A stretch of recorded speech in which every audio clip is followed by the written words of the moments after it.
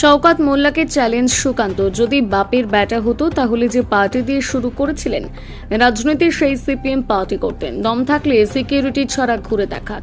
অমিত শাহ নিয়ে কথা বলার যোগ্যতা নেই শওকতের। অমিত শাহ যে বিজেপি দিয়ে শুরু করেছিলেন এখনো বিজেপি করেন। আসন প্রসঙ্গে বলেন, মানুষ যদি বুথ পর্যন্ত পৌঁছতে পারে তাহলে এবারই ক্ষমতার পরিবর্তন হবে। হিন্দুত্ব প্রসঙ্গে বলেন, হাজার হাজার বছর ধরে ভারতের যে প্রবাহমান জীবনধারা তাকে হিন্দুত্ব বলে। বিজেপির আদর্শ সেই হিন্দুত্ব।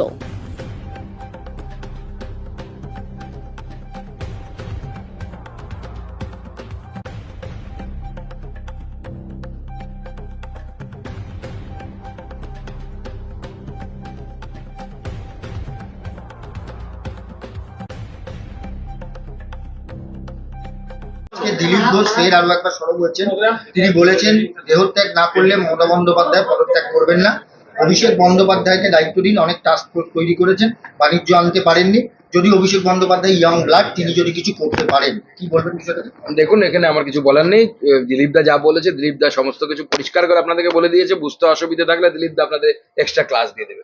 চলুন। ছোট ধাক্কা 24-এ মাঝারি ধাক্কা, 2026-30টা আসন পাবেন। দেখুন, শওকত মোল্লা সাহেবকে শুধু এটুকুই বলবো, যদি বাপের বেটা হতে না, তাহলে যে পার্টিটা দিয়ে জীবনটা শুরু করেছিল সিপিএম দিয়ে, সেই পার্টিতেই থাকতে। ভয় পায় বলে, দম নেই বলে পুলিশ সরিয়ে দিলে পরে বাড়ি থেকে বেরোতে পারবে না, গর্তের ভিতরে ঢুকে থাকবে। আমি বলছি, অত যদি দম থাকে, আমি চ্যালেঞ্জ করছি শওকত মোল্লাকে যে সিকিউরিটি সরিয়ে ঘুরে বেড়াক। আমি এমপি হওয়ার পর আমার কোনো সিকিউরিটি ছিল না। আমি কলকাতায় এসে রাস্তায় রাস্তায় ঘুরে বেরিয়েছি, ট্রেনে ঘুরে বেরিয়েছি। শওকত মোল্লা যদি বাপের বেটা হয়ে থাকে, সিকিউরিটি সরিয়ে ঘুরে বেড়াক, দেখি কত বড় দম। আর অমিত শাহজি তো অনেক দূরের ব্যাপার, তার অবধি তার কথা বলার ধৃষ্টতা বা যোগ্যতা কোনোটাই নেই। অমিত শাহজি যখন জীবন শুরু করেছিল তখনও উনি বিজেপি করতেন। রাজনৈতিক জীবন ভোটে দাঁড়ানোর আগে থেকে, মানে ভোট হওয়ার বয়সের আগে থেকে অমিত শাহজি রাজনীতি করেন ভারতবর্ষে। হাতি ঘোড়া গেল তল, ব্যাং বলে কত জল। আমি শুধু এটুকুই বলবো। ফের আরো একবার স্বরাষ্ট্রমন্ত্রী কেন্দ্রীয় দেখুন, প্রথম কথা হচ্ছে, ওনাকে আমি ইতিহাস স্মরণ করিয়ে দিই। একসময় যে তৃণমূল কংগ্রেসের উনি চলে এসেছেন সিপিএম থেকে পালিয়ে আসতে বাধ্য হয়েছে, সেই তৃণমূল কংগ্রেসের একজন সাংসদ ছিল গোটা ভারতবর্ষে, অর্থাৎ পশ্চিমবঙ্গে। ভারতবর্ষে তো নেই, পশ্চিমবঙ্গে মমতা বন্দ্যোপাধ্যায়। আমাদের এখনো 12খানা সাংসদ আছে। তো আমরা তৃণমূলের তার থেকে তৃণমূল ক্ষমতায় এসেছিল। তো সময় বদলাতে বেশি সময় নেয় না, মানুষ তৈরি হয়ে আছে। মানুষ যদি বুথ অব্দি পৌঁছতে পারে, আর এই শওকত মোল্লার মতো যারা জেহাদি মানসিকতার মানুষ আছে, তারা যদি হিন্দুদেরকে না আটকাতে পারে, তাহলে পরে এবারই ক্ষমতার পরিবর্তন হয়ে যাবে। কেন হিন্দুত্ব এজেন্ডা ব্যাখ্যা দিয়েছেন দিলীপ ঘোষ। কারণ ওপর থেকেও হিন্দুদের পালিয়ে আসতে হচ্ছে, বাংলাতেও এই পরিস্থিতি সৃষ্টি করার চেষ্টা করছে। না না, হিন্দুত্ব ভারতীয় জনতা পার্টির আদর্শ। আমরা মনে করি হাজার হাজার বছর ধরে, এটা আমাদের শুধু অবজারভেশন, এটি হাইকোর্টেরও অবজারভেশন আছে, সুপ্রিম কোর্টের অবজারভেশন আছে। হাজার হাজার বছর ধরে ভারতের প্রবাহমান যে জীবনধারা, তাকে হিন্দুত্ব বলা হয়। ভারতবর্ষের অস্তিত্ব আপনি হিন্দু ছাড়া তো ভাবতে পারবেন না।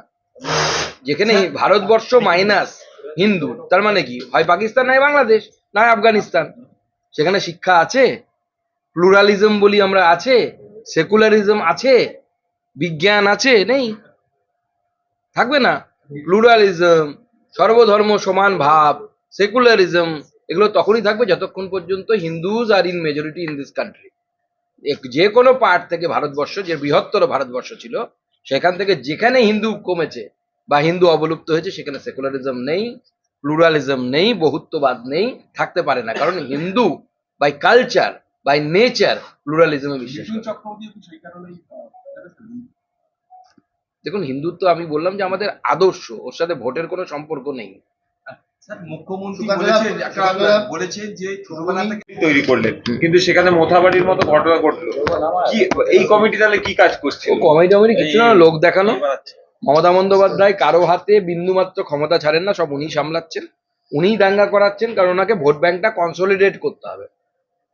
পশ্চিমবঙ্গের সংখ্যালঘু সমাজকে দাঙ্গার জুজু দেখে, যদিও দাঙ্গাটা তারাই করছে, করিয়ে মুসলিম ভোটকে পোলারাইজেশন করা হচ্ছে মমতা বন্দ্যোপাধ্যায়ের টার্গেট। কারণ হিন্দু যেহেতু পশ্চিমবঙ্গে পোলারাইজেশন হয় না, সেজন্য উনি চাইছেন মুসলিম ভোট 100% পোলারাইজেশন হবে। হিন্দুরা তো শত বিভক্ত, কেউ সেকুলার, কেউ সিপিএম, কেউ টিএমসি।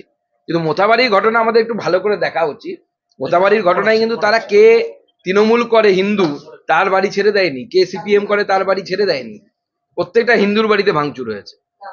আমরা এটাই বারবার বলে আসছি, এটা সত্য। আপনি অস্ট্রিচের মতো উটপাখির মতো বালিতে মুখ ঢুকিয়ে রাখতে পারেন, সেকুলার সেজে রাখতে পারেন, কিন্তু তাতে কারো কোনো যায় আসে না। পৃথিবীতে কোনো পরিবর্তন হয়নি। এই ভয়ঙ্কর রূপ আগামী দিনে আপনারা কলকাতাতেও দেখবেন, হাওড়াতেও দেখবেন, সব জায়গাতে দেখবেন, যদি আপনারা সজাগ না হন। আমরা বেলেঘাটা এলাকায় এক তরুণীকে আগ্নেয়াস্ত্র রেখে যৌন নির্যাতনের অভিযোগ, কলকাতায় এবার যৌন নিগ্রহের অভিযোগ আগ্নেয়াস্ত্র। না না, এই তো বহু ঘটনা এই ধরনের ঘটছে। আমাকে আননোন নাম্বার থেকে, অ্যানোনিমাস নাম্বার থেকে তৃণমূলের বেশ কিছু নেতা, লোকাল ওয়ার্ড লেভেলের নেতা, এক মহিলা আমাকে মেসেজ করেছিল যে তাকে সে তৃণমূল কংগ্রেস করতো, এবং এরকম বহু মহিলার সাথে ঘটেছে, তাদেরকে কাজ দেওয়ার নাম করে, অমুক নাম করে তাদের নিয়মিত যৌন শোষণ হয় কলকাতার এই সমস্ত এলাকায়, বেলেঘাটা থেকে শুরু করে যারা তৃণমূল করে যে মহিলারা, তাদের সাথে হয়। আমি বিজেপির লোকেদের কথা বলছি না, বেশ কিছু নেতৃত্বের নাম দিয়েছেন যারা কাউন্সিলরের খুব কাছের লোক। স্যার, এই ভারত বিশ্ব অর্থনীতিতে পঞ্চম। রিসার্চ সেন্টার করার জন্য এরকম দুজন ডোনার এনআরআই আছে, তারা প্রায় 17 কোটি টাকা দান, 18 কোটি। স্টেট গভর্নমেন্ট এবং যাদবপুর ইউনিভার্সিটির ফান্ড ক্রাঞ্চ আছে, রিসার্চ চলছে। এই পার্সপেক্টিভে এই যে ডোনেশন অ্যালামনি কতটা মানে সহায়ক? দেখুন, আমার মনে হয় আমরা কেন্দ্রীয় সরকারের সমস্ত সংস্থা এই জন্য অ্যালামনাইদেরকে আমরা অ্যাসোসিয়েট করছি তার ইনস্টিটিউটের সাথে। বেশ কিছুদিন আগে আমরা ভিজিটার্স কনফারেন্স, অর্থাৎ যেখানে মাননীয় রাষ্ট্রপতি শ্রীমতী দ্রৌপদী মুর্মু ছিলেন, সেখানে এই ধরনের যারা ডোনার, তারা বিদেশ থেকে এসেছিলেন বেশিরভাগই, তাদেরকে, এবং কিছু ভারতীয় ছিলেন, তাদেরকে আমরা প্রেসিডেন্টের সাথে তারা লাঞ্চ করেছিলেন। আমরা এই ধরনের প্রোগ্রাম করি। সেজন্য আমার মনে হয় রাজ্য সরকারের বিশ্ববিদ্যালয়গুলোতেও এই ধরনের অ্যাপ্রোচ নেওয়া উচিত। আমি যদিও জানি না রাজ্য সরকারি বিশ্ববিদ্যালয়ে অ্যালুমনাইরা কতটা উৎসাহী হবে, কারণ রাজ্য সরকারের চুরি করার যা বহর, তারা তাদের চুরির বহর দেখে মনে হয় কেউ ডোনেট করতে আসবে কিনা আমার সন্দেহ আছে। কিন্তু কেন্দ্রীয় সরকারি সমস্ত ইনস্টিটিউটে অ্যালুমনাইরা, অর্থাৎ পুরনো ছাত্র ছাত্রী যারা প্রতিষ্ঠিত হয়েছেন, তারা ডোনেট করছেন, সেখানে রিসার্চ সেন্টার হচ্ছে এবং খুব ভালো রিসার্চ হচ্ছে ভারতবর্ষের ইনস্টিটিউটগুলোতে। এই মুহূর্তে আমরা বিশ্বের মধ্যে তৃতীয় পাবলিকেশনে। আমরা ইনোভেশন যে আমাদের র্যাঙ্কিং হয়, সেই র্যাঙ্কিংকে আমরা সমানে উপরের দিকে উঠছি। আমাদের ইউথরা এক্সিলেন্ট কাজ করছেন। আমাদের শিক্ষক বিজ্ঞানী যারা আছেন, তারা বিভিন্ন ইনস্টিটিউটে, সে আইআইএসটি হোক বা আইআইটি হোক, আইআইটি গুলো হোক, প্রত্যেক জায়গায় খুব ভালো কাজ করছে। পশ্চিমবঙ্গ একটু পিছিয়ে আছে, কারণ পশ্চিমবঙ্গে অন্টারপ্রেনারশিপ হওয়ার, স্টার্ট আপ হওয়ার এনভায়রনমেন্ট পশ্চিমবঙ্গ সরকার তৈরি করতে পারছে না। তার ফলে স্টার্ট আপ পার্কগুলো বা সেগুলো ভালো মতো ফ্লারিশ করছে না। কিন্তু ভারতবর্ষের অন্যান্য রাজ্যে, এমনকি আমাদের বিরোধী শাসিত রাজ্য যেখানে, সেখানেও স্টার্ট আপের ভালো এনভায়রনমেন্ট আছে। আমি নিজে চেন্নাই আইআইটিতে গেছিলাম, খুব সুন্দর এনভায়রনমেন্টে সেখানে কাজ হচ্ছে, খুব ভালো কাজ করছে আমাদের যুব সমাজ। প্রার্থী সমবায় নির্বাচনে ধুন্ধুমার তৃণমূল বিজেপি সংঘর্ষ, ভোটার স্লিপ কেড়ে নেওয়া হচ্ছে। এই তো নতুন কিছু নেই ভাই, তো ভোট লুট করা আমাদের প্র্যাকটিস হচ্ছে, নেট প্র্যাকটিস হচ্ছে। 26-এ ভোট আসবে, তার নেট প্র্যাকটিস করতে হবে, তো সেই নেট প্র্যাকটিস হচ্ছে। চলো কি বলবেন? দেখুন, বাংলার তো সব থেকে বড় অপমান উনি করছেন। বিদেশে গেছেন ভালো কথা, গিয়ে ওখানে ইংরেজিতে বক্তব্য রাখছেন। ইংরেজি বলতে পারাটা না পারাটা কোনো ক্রেডিট ডিসক্রেডিটের মধ্যে পড়ে না। যেটা নিয়ম বলে, ডেকোরাম বলে, একজন, আপনি যখন বিদেশে গেছেন মানে আপনি ভারতবর্ষকে রিপ্রেজেন্ট করছেন। আপনি ভাষণ লিখে নিয়ে যান, পড়ুন সেটা। ভুলভাল ইংরেজি বলছেন সেখানে গিয়ে, এমন এমন তথ্য দিচ্ছেন। নিজের বইয়ে লিখেছেন যে আমার যখন 17-18 বছর বয়স ছিল আমার বাবা মারা গেছে। ওখানে গিয়ে বলছেন আমার 10 বছর বয়স ছিল, আমার তখন বাবা মারা গেছে। 9-10 বছর বয়স ছিল, বাবা মারা গেছে। আপনি কোনটা ঠিক বলুন তো? আমরা কোনটাকে ঠিক মনে করব? আমি একজন সাধারণ পশ্চিমবঙ্গবাসী হিসেবে, আপনার লেখা বই আছে একটা, তাই সেই বইয়ে আপনি বলছেন আপনার বয়স যখন 17 বছর তখন আপনার বাবা মারা গেছে, আর ওখানে গিয়ে ভাষণে বলছেন আপনি 10 বছর তখন আপনার বাবা মারা গেছে। কোনটা ঠিক? দুটো তো ঠিক হতে পারে না। আপনি বলুন যে এটা ভুল, এটা ঠিক। এইভাবে যে আপনি মান সম্মান ডোবাচ্ছে। এবং আমরা শুনলাম হার্ভার্ড না অক্সফোর্ড কোথায় যাবেন, কি করবেন, পরে দেখলাম একটা কলেজে গিয়ে বক্তব্য রাখছেন। আমি জানি না তার সাথে শিল্প টেনে আনার কি সম্পর্ক, কজন শিল্পপতি ওখানে উপস্থিত ছিলেন। তো মিডিয়া ইভেন্ট করা হচ্ছে, সৌরভ গাঙ্গুলির স্ত্রী, সৌরভ গাঙ্গুলির পরিবারকে নিয়ে হাঁটছেন। সৌরভ গাঙ্গুলিকে নিয়ে আপনি যদি লন্ডনের রাস্তায় হাঁটেন, আপনার শিল্প আসবে কি? আপনি কি ইন্ডাস্ট্রি আনতে গেছেন না অন্য কোনো উদ্দেশ্যে গেছেন? যদি ঘুরতে গিয়ে থাকেন, ইটস ওকে, আমি কিছু বলবো না। আপনি সৌরভ গাঙ্গুলিকে নিয়ে ঘুরে বেড়ান, প্যারিসে যান, লন্ডনে যান, যেখানে ইচ্ছে যান, যেতেই পারেন। ওটা উনি আপনার ফ্যামিলির বন্ধু হতে পারে, আমার কোনো আপত্তি নেই। কিন্তু যদি আপনি গেছেন যে আপনি ইনভেস্টমেন্ট অ্যাট্রাক্ট করতে গেছেন, ইনভেস্টমেন্ট আনতে গেছেন, তাহলে তার জন্য পলিসি থাকা দরকার। আপনাকে ইন্ডাস্ট্রিয়ালিস্ট নিয়ে যেতে হবে। যে ঘটনাটা ঘটেছে এই, তুমি তার কি জন্য উনি বামকে দায়ী করছে তৃণমূলের পক্ষ থেকে। উনি নিজে দায়ী। যে ব্যক্তি তথ্য প্রমাণ লোপাটের জন্য দায়ী তাকে যখন আপনি চেয়ারম্যান বানাবেন মিউনিসিপ্যালিটির মুখ বন্ধ রাখার জন্য, দায়ী আপনি না? আপনি তথ্য প্রমাণ লোপাট করেছেন, আপনি দায়ী নয়? চলো। সুকান্তদা, সিবিআই এর তরফ থেকে রিপোর্টে জানানো হলো কার্যকরের ঘটনায় তরুণীকে গণধর্ষণ করা হয়নি। এই বিষয়টাকে কেউ দেখছেন এই রিপোর্ট? না, আপনারা অর্ধ সত্য বলছেন। মনে হয় আমি মিথ্যের থেকে অর্ধ সত্য ডেঞ্জারাস।